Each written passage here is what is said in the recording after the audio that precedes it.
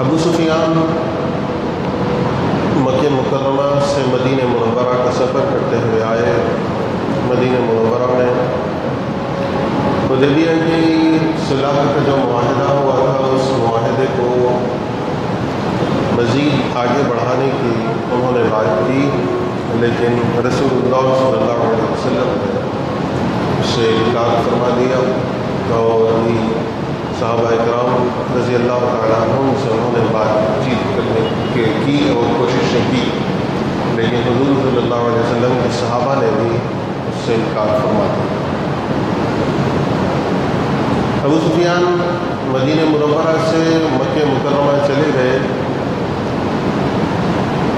اور ادھر رسول اللہ صلی اللہ علیہ وسلم خاموشی اختیار کیے ہوئے تھے۔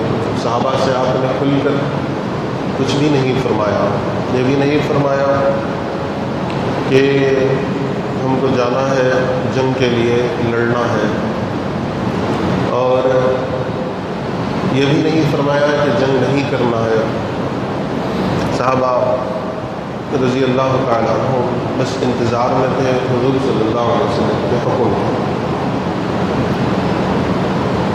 حضور صلی اللہ علیہ وسلم نے اپنی زوجہ مطہرہ ام المؤمنین سیدتنا عائشہ صدیقہ رضی اللہ تعالیٰ عنہا کو یہ حکم فرما دیا کہ جنگ کے سامان کو تیار کرو، ہتھیار وغیرہ تیار، لیکن یہ بھی فرما دیا کہ یہ بات راز میں رہے، کسی کو یہ بات معلوم نہ ہونے پائے۔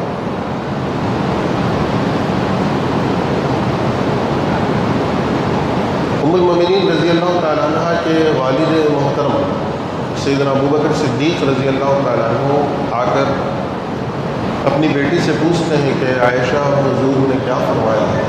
تو بی بی عائشہ رضی اللہ تعالیٰ عنہ نے حضرت ابوبکر صدیق رضی اللہ تعالیٰ عنہ کو بھی کچھ بھی نہیں کہا، کچھ بھی نہیں کیا، کہا کہ حضور نے یہ فرمایا، ایسا فرمایا، ویسا۔ حضور صلی اللہ علیہ وسلم نے ایک مرتبہ صحابہ رضی اللہ تعالیٰ عنہ سے مشورہ کیا، تو سب سے پہلے صدیق اکبر رضی اللہ تعالیٰ عنہ سے مشورہ کیا کہ کیا کیا جائے۔ تو صدیق اکبر رضی اللہ تعالیٰ عنہ نے عرض کیا کہ یا رسول اللہ صلی اللہ علیہ وسلم، مکے میں بھی ہمارے خاندان کے کئی لوگ ہیں، ہمارے کئی رشتہ دار ہیں، اگر ہم حملہ کریں گے تو مکے میں خون خرابہ ہوگا، لہذا حملہ نہ کیا جائے تو بہتر۔ عمر فاروق رضی اللہ تعالیٰ عنہ سے حضور نے مشورہ کیا، تو عمر فاروق رضی اللہ تعالیٰ عنہ نے عرض کیا کہ یا رسول اللہ صلی اللہ علیہ وسلم، انہوں نے معاہدے کی خلاف ورزی کی ہے، اس کا منہ توڑ جواب دینا ضروری ہے۔ اب حضور صلی اللہ علیہ وسلم نے آہستہ آہستہ چند صحابہ کو یہ فرما دیا کہ ہم کو مکہ جانا ہے جنگ کی غرض سے، لڑائی کی غرض سے، مکے پر حملے کی غرض سے ہم کو مکہ جانا ہے، لیکن ابھی اکثریت کو یہ نہیں معلوم تھا کہ مکہ جانا ہے اور مکے کے لیے تیاری چل رہی ہے۔ صرف چند چنندہ منتخب صحابہ کو حضور صلی اللہ علیہ وسلم نے یہ بات ارشاد فرمائی، اور باقی کسی کو یہ چیز نہیں فرمائی تھی۔ صرف اور صرف چند صحابہ، اہم صحابہ کو یہ اطلاع دی گئی، تیاری چل رہی تھی، اور عمر فاروق رضی اللہ تعالیٰ عنہ کو حضور صلی اللہ علیہ وسلم نے حکم فرمایا کہ مدینے کے بارڈرز پر، مدینے کے راستوں پر پہرے داروں کو متعین کر دو، پہرے داروں کو بٹھا دو کہ کوئی اجنبی آدمی، نیا آدمی مدینے میں نہ آ سکے، اگر آئے تو اس سے پوچھ تاچھ کرو کیوں آیا ہے، کیا وجہ سے آیا ہے۔ تو عمر فاروق رضی اللہ تعالیٰ عنہ نے اس کی ذمہ داری لے لی، اور اہم شاہراہوں پر، اہم راستوں پر انہوں نے پہرے داروں کو بٹھا دیا کہ ان کا کام یہ تھا کہ مدینے میں کیا تیاری چل رہی ہے، کیا ہو رہا ہے، کسی کو اطلاع نہ ملے، باہر سے کوئی مدینے میں آ نہ سکے۔ یہ اس زمانے میں اتنی رازداری اور لوگوں سے جو مکے والے ہیں، مکے والوں سے ان کو خود نہیں معلوم، ان کے خود علم میں یہ بات نہیں ہے، ان سے بات کو پوشیدہ رکھتے ہوئے اس طریقے کی جو تیاری کی گئی، اس زمانے کی اگر ٹیکنالوجی جو کہی جاتی ہے، اس زمانے میں ٹیکنالوجی جس کو کہتے ہیں، اس زمانے کی ایک عظیم ٹیکنالوجی تھی جس کو حضور نے اختیار فرمایا۔ کسی کو کوئی اطلاع نہیں ملی، کسی کو کوئی معلوم نہیں ہونا، کچھ بھی معلوم نہیں ہونا کہ کیا ہو رہا ہے۔ مکے والے بے خبر، مکے والوں کو نہیں معلوم کہ ادھر محمد صلی اللہ علیہ وسلم ان پر حملہ کرنے والے ہیں، کچھ بھی نہیں معلوم۔ لیکن ایک واقعہ ایسا ہو گیا، ابھی بھی اتنا واقعہ بھی ہوا، لیکن صرف چند چنندہ گنتی کے صحابہ کو یہ معلوم تھا کہ مکے کی طرف جا رہے، مکے کو جانا ہے، لیکن اکثر زیادہ تر صحابہ کو نہیں معلوم۔ مدینہ سے جو نکلے اس وقت 7,000 کی تعداد میں صحابہ نکلے تھے، اور راستے میں قبائل قبیلے ادھر کے ادھر کے ملتے گئے تو یہ تعداد 10,000 تک پہنچ گئی تھی۔ اس سے تھوڑا سا پہلے حضور صلی اللہ علیہ وسلم نے یہ جنگی حکمت عملی، عقل مندی، دانش مندی، جنگ کے لیے عقل سے، دانش سے حضور نے کیا کام کیا؟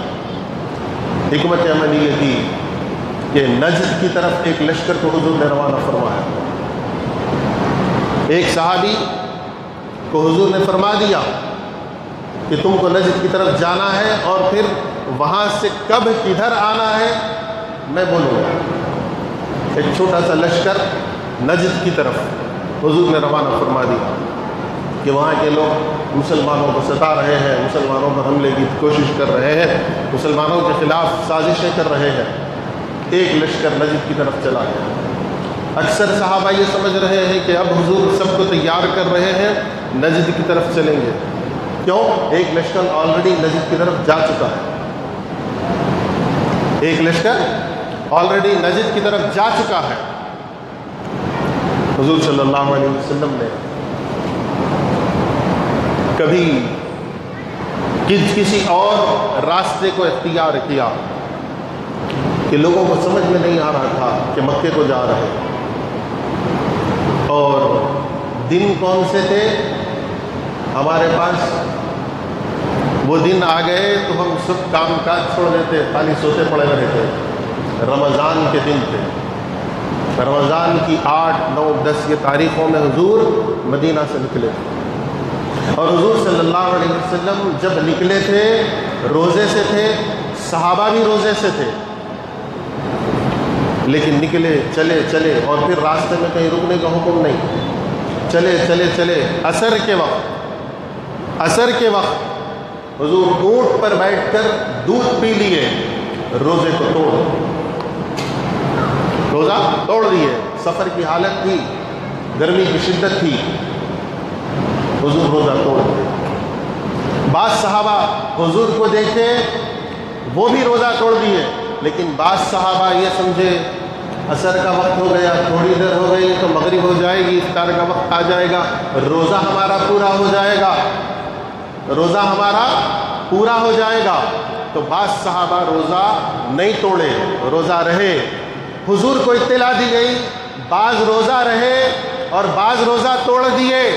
حضور نے فرمایا جنہوں نے روزہ نہیں توڑا انہوں نے نافرمانی کی، انہوں نے نافرمانی کی۔ ذرا سوچو مسلمانوں، حضور روزے سے ہیں، اور سفر میں اگر آپ بھی سفر کر رہے ہیں، رمضان کے دن ہے تو روزے کی اجازت ہے، لازم نہیں ہے کہ روزہ نہیں رہنا، روزے کی اجازت ہے، روزہ رہ اگر سکتے ہیں، آسانی ہے تو روزہ رہ سکتے ہیں، روزہ رہو۔ لیکن وہاں پر بات حضور کی تھی، اور حضور نے کس مصلحت سے روزے کو توڑا وہ حضور جانتے تھے، اللہ جانتا تھا۔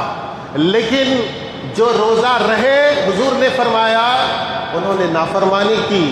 حضور نے روزہ توڑ دیا تو ان کا کام بھی یہ تھا کہ روزہ توڑ دیتے۔ حضور روزے سے ہیں، عبادت ہے روزہ، حضور روزے سے نہیں ہے، تم بھی روزہ توڑ توڑ دو، یہ تمہاری عبادت ہے۔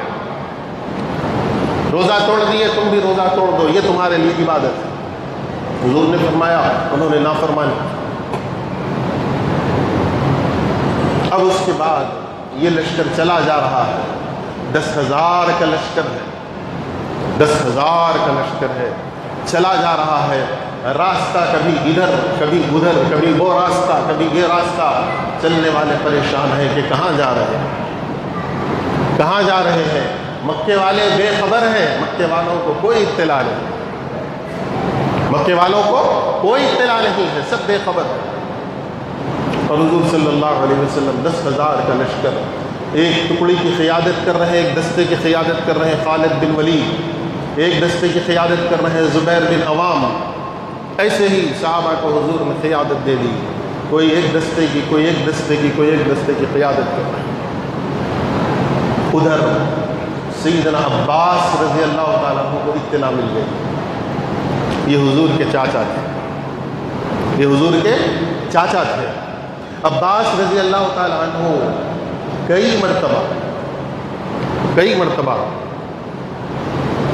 مکہ سے مدینہ ہجرت کر کے آنا چاہتے تھے، خفیہ طور پر، سیکرٹلی انہوں نے اسلام قبول کر لیا تھا، مسلمان ہو گئے تھے، اسلام قبول کر لیا تھا، مسلمان ہو گئے تھے، اور مکہ سے مدینہ ہجرت کر کے آنا چاہتے تھے۔ حضور نے فرمایا اے عباس، اے چچا جان، مکے میں ہی رہو، مکے میں ہی رہو، میں جب کہوں گا جب ہجرت کر کے مدینہ آنا۔ کیوں؟ اس لیے کہ جب تم ہجرت کرو گے اس وقت ہجرت کا حکم ختم ہو جائے گا، جیسے میں آخری نبی ہوں ایسے ہی تم آخری ہجرت کرنے والے ہو، آخری تم ہجرت کرنے والے ہو۔ عباس رضی اللہ تعالیٰ عنہ مکہ سے نکلے مدینے کی طرف، ان کو اطلاع مل چکی تھی کہ حضور آنے والے ہیں، اور راستے میں ہی حضور کی طرف آ گئے۔ کیوں آئے؟ کیوں آئے؟ حضور سے آ کر عرض کرنے لگے کہ یا رسول اللہ صلی اللہ علیہ وسلم، مکے میں آپ کے رشتہ دار ہیں، یہ جو صحابہ ہیں ان کے رشتہ دار ہیں، اگر اٹیک ہو گیا، وہ لوگ لڑنے پہ آ گئے تو بہت خون خرابہ ہوگا، حرم کی زمین ہے، ایک خون خرابہ نہ ہو، کچھ ایسا ہو جائے، کچھ ایسا ہو جائے کہ لڑائی نہ ہو اور مکہ فتح ہو۔ اللہ اللہ اللہ